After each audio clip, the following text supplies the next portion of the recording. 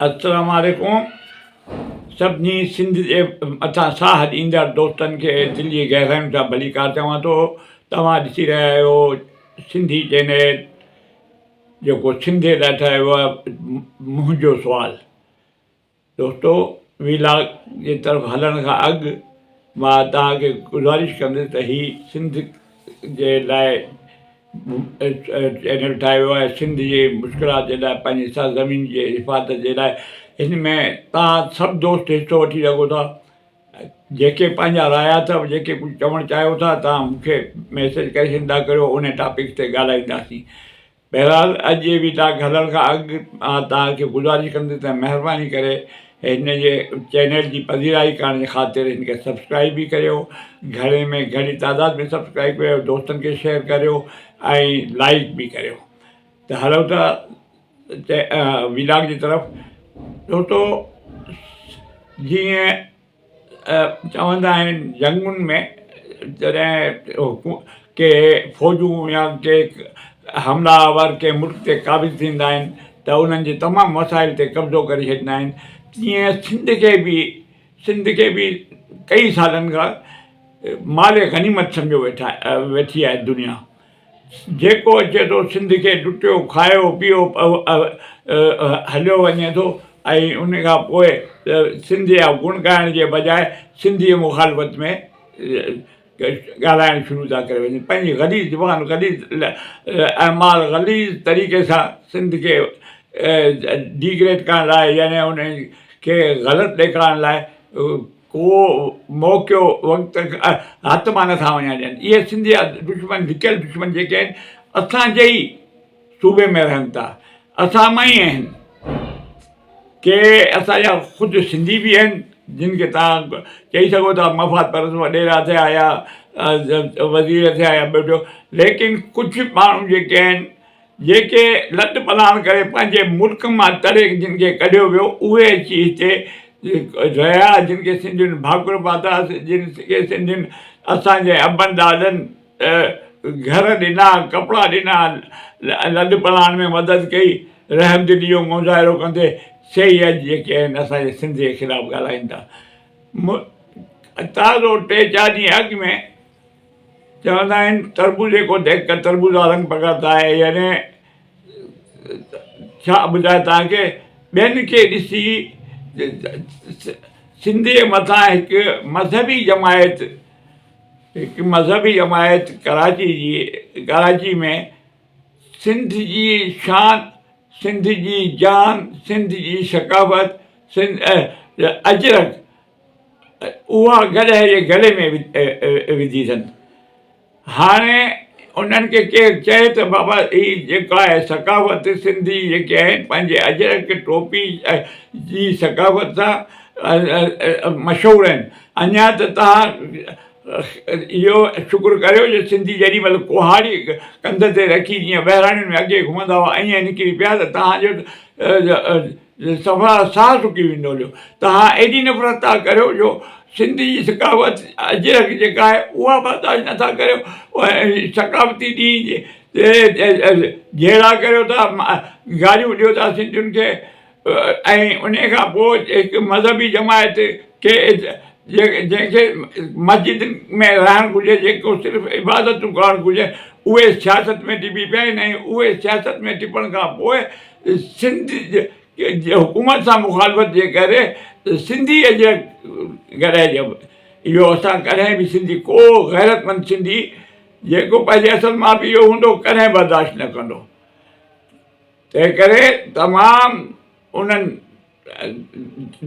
जमायतुनि खे, चाहे उहो लिसानी जमायतूं हुजनि, चाहे उहो मज़हबी जमायतूं हुजनि, उन्हनि खे चई थो छॾियां त ख़्यालु करियो।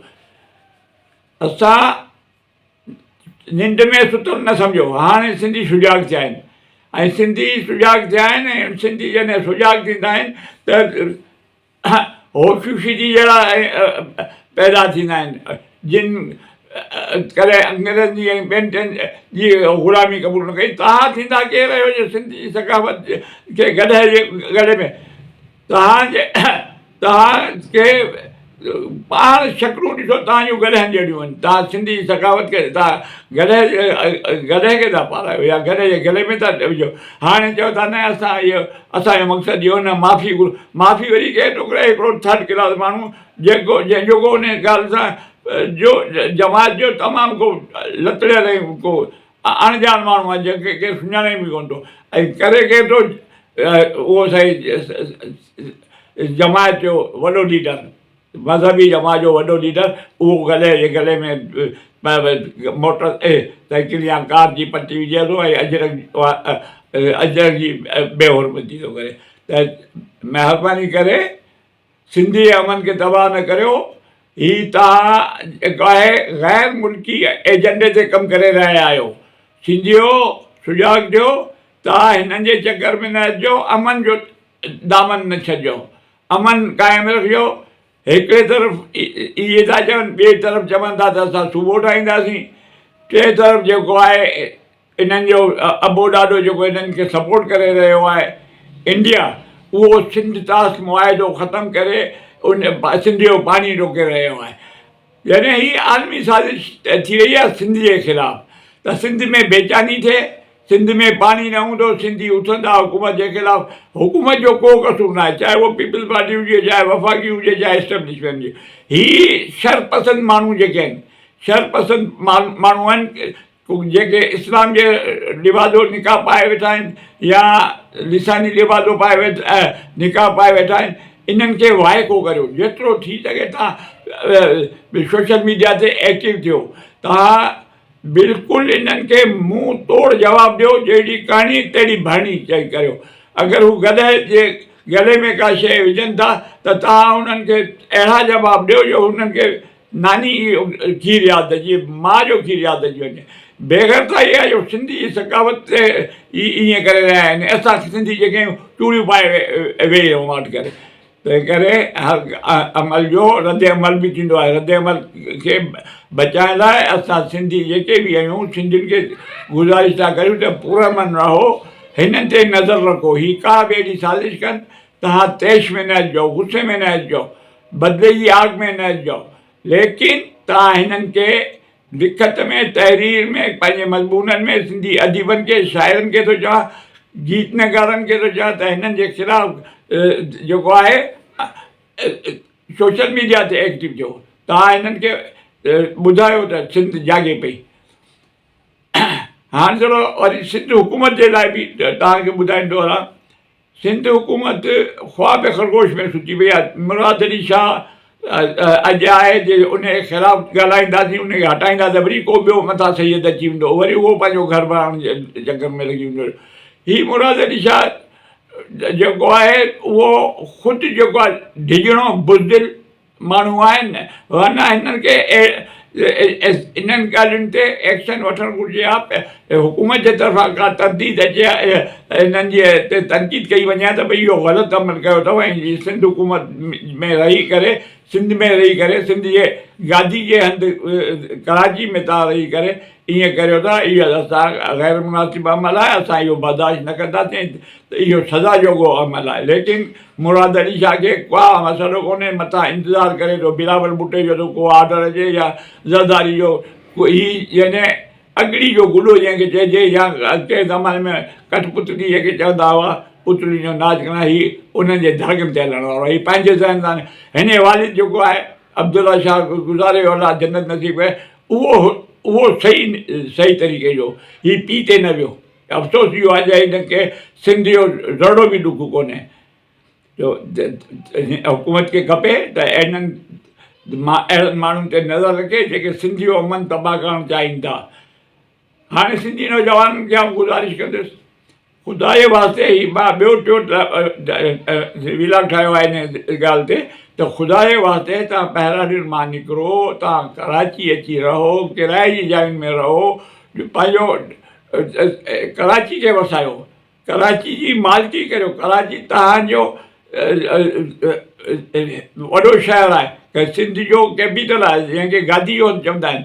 तव्हां जे कराची अचण ते दुश्मननि खे बाहि थी लॻे, त त भई हे सिंधी जेके आहिनि कराची ते कब्ज़ो, भई कब्ज़ो उहो कंदा आहिनि जॾहिं ॿिए जी शइ ते कंदो आहे। हीउ कराची असांजो पंहिंजो आहे, हीउ कराची मुंहिंजो आहे, तव्हांजो सभिनी दोस्तनि जो आहे।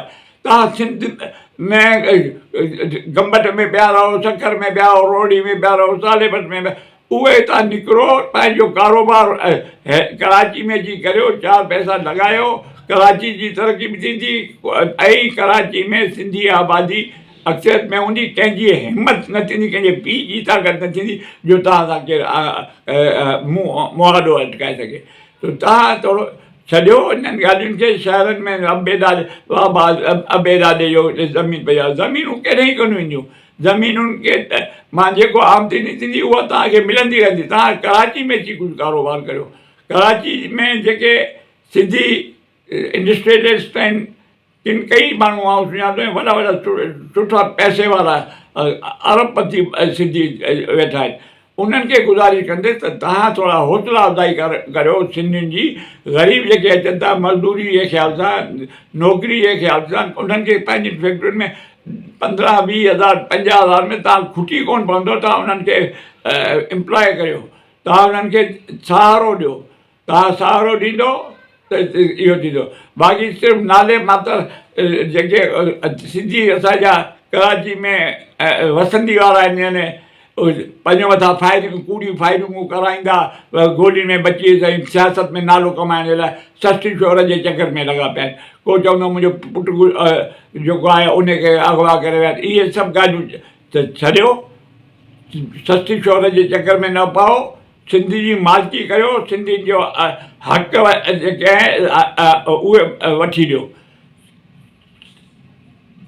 में आइन में जेके आहे ॿियनि टिनि में त नौकिरियुनि में केतिरो हिसाबु सिंधियुनि जो हिसो हुजे, केतिरो को बि वफ़ाक़ी अदारो खणो ॾिसंदो तव्हांखे सिंधी जेके आहिनि कोटा मुताबिक़ तव्हांखे सिंधी न मिलंदा एम्प्लॉई। सिंध सां ॿी दुश्मनी इहा कई वई आहे त कूड़ा सर्टिफिकेट असांजा उहे सिंधी बेग़ैरत ऑफिसर जिन पैसनि जे ख़ातिर ग़ैर सूबनि जे माण्हुनि खे बि सिंधी शनाख़्ती कार्ड ठाहे ॾिना आहिनि ऐं डोमिसाइल ठाहे ॾिना आहिनि। उन्हनि सिंध जी हक़नि ते धाड़ो वयो आहे। उन्हनि ऑफिसरनि जो बि पुछा ॻाछा थियणु घुरिजे, उन्हनि खे बि थोरो ज़लील ख़्वार करणु घुरिजे। सोशल मीडिया ते जेके मुंहिंजा पढ़ियल दोस्त आहिनि या 4 दर्जा पढ़ियल आहिनि, चाहे PhD आहिनि, पंहिंजे वसार सुजाग करियो त बाबा हीअ जेके ग़ैर सूबाई असांजा सिंध खां ॿाहिरि जा माण्हू आहिनि, उन्हनि जा जेके डोमिसाइल आहिनि, उन्हनि जी चेकिंग करियो, उन्हनि खे ख़तमु करियो, उन्हनि खे ख़तमु करियो। ऐं नौकिरियुनि में मुलाज़िमनि में तव्हां ॾिसो सिंध पुलिस में केतिरा सिंधी आहिनि, केतिरा ॿियनि सूबनि जा माण्हू आहिनि। सिंधी को इको जेको हूंदो, को मुंशी हूंदो, के हेठि मुंशी हूंदो, को चङो ख़ासो थी वियो ॾाढो SP DSP बि थी वियो, उहो थींदो जेको पीपल्स पार्टी सां तालुक़ु रखंदो हूंदो। सो सिंधियुनि खे नौकिरियुनि में बराबरि जो हिसो ॾियो, कोटा मुताबिक़, आइन मुताबिक़, कानून मुताबिक़, वफ़ाक़ी हुकूमत में बि, सिंध हुकूमत में बि। सिंध हुकूमत में हिसो कहिड़ो, सिंध हुकूमत में हक़ी सिंधी जो आहे। तव्हां सिंधी ग़ैर सिंधी जेके मुलाज़िम आहिनि उन्हनि खे निकाली ॾियो, उन्हनि जी जॻह ते वेल एजुकेटेड सिंधी वेठा आहिनि, ॿाहिरि जूं डिग्रियूं खयों वेठा आहिनि, ॻोल्हींदा वतन त का नौकिरी मिले। ऐं हिते उन्हनि जी जॻहियुनि ते ॿिया जेके आहिनि अहिड़ा कहिड़ा नथू कहिड़ा उहे क़ाबिज़ थियो वेठा आहिनि।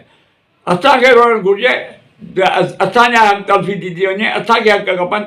असांजे बजाए ॿी क़ौमूं जेके आहिनि कराची में जलसा विया, असां सां नाइंसाफ़ी आहे, असांजा हक़ खाई विया सिंधी, असां सां सिंध बाबा तव्हांखे हिन दर्जे ते पहुचायो आहे। न त तव्हां जहिड़ी हालत में आया हो, उहे वीडियो ॾिसो YouTube ते 47 जो वीडियो ॾिसो त कहिड़े नमूने सां आया हो। त तव्हां महिरबानी करे न कंहिंखे छेड़ियो ऐं न कंहिंखे मजबूर करियो जो हू तव्हांजे ख़िलाफ़ु ॻाल्हाइनि। असांजी जेका चवंदा आहिनि उर्दू में दुखती हक़, जंहिंखे इमरान ख़ान जे हिसाब सां रेड लाइन, असांजी रेड लाइन आहे सिंध ऐं सिंध जी सकाफ़त। सिंधी सकाफ़त जे ख़िलाफ़ु चाहे उहा अजरक हुजे, का टोपी हुजे, चाहे हर हुजे, चाहे कुआरी हुजे, सिंधी सकाफ़त जे ख़िलाफ़ु कंहिं ॻाल्हायो त हुनजी ज़ुबान छिके वठंदासीं। यादि करियो असां क़ुर्बानी में सभ खां पहिरियों ई असां क़ुर्बानी ॾियूं। MRD जी तहरीक यादि करियो। MRD तहरीक में असांजे मथां गनशिप तां ॻोठ जा ॻोठ तबाह कया विया, लेकिन कॾहिं बि असां पोइ बि आर्मी जे ख़िलाफ़ु न वियासीं। आर्मी जे ख़िलाफ़ु न वियासीं, अलबत्ता पंहिंजे जिदोजहद जारी रखीसीं पुरअमन तरीक़े सां। सो भाइरो औलादो, मुंहिंजा पुटो, महिरबानी करे पंहिंजो फज़ूल वक़्तु जेको आहे उन में तव्हां जेको वांदा आहियो, बेरोज़गार आहियो, घरनि में सॼो ॾींहुं सुता पिया आहियो, 12-1 बजे उथो था, उथण खां पोइ तव्हां सोशल मीडिया ते अहिड़नि माण्हुनि जी सरज़रनी करियो जेके सिंधी जे ख़िलाफ़ु ॻाल्हाइनि था, उन्हनि खे जवाबु ॾियो। मुंहिंजो सुवालु आहे त छा मां अकेलो इन्हनि सां पहुची सघंदुसि? न पहुची सघंदुसि। तव्हांजी फर्ज़ु आहे, तव्हां सभिनी सिंध सभिनी जी माउ आहे, सिंध सभिनी जी अमड़ आहे। पंहिंजे अमड़ जो हिफ़ाज़त करियो, पंहिंजो हक़ु निभायो ऐं कंहिंखे सिंध ख़िलाफ़ु या सिंधी सकावत ख़िलाफ़ु ॻाल्हाइण जी इजाज़त न ॾियो। मूंखे अलबत्ता मूंखे इजाज़त ॾियो, मां इजाज़त थो वठां ऐं इजाज़त वठण खां अॻु में वरी हिकु दफ़ा तव्हांखे यादि कराए छॾियां त हिन चैनल खे बराए महिरबानी तव्हां सब्सक्राइब बि करियो, लाइक बि करियो, बेल आइकन खे टच करियो ताकी तव्हांखे हर ईंदड़ मुंहिंजी वीडियो मिली सघे। ऐं पंहिंजो रायो ऐं पंहिंजे कमेंट्स में ऐं मूंखे कुझु मौज़ू बि ॿुधायो सिंध जे हवाले सां जेके मां नथो ॼाणा, जेके ज़ातियूं थियनि थियूं सिंधियुनि सां, उहे बि कमेंट्स में लिखो त मां उन्हनि ते बि सां मुखातिब थी सघां। इजाज़त ॾियो। जिए सिंध, जिए सिंधी अवाम, जिए पाकिस्तान।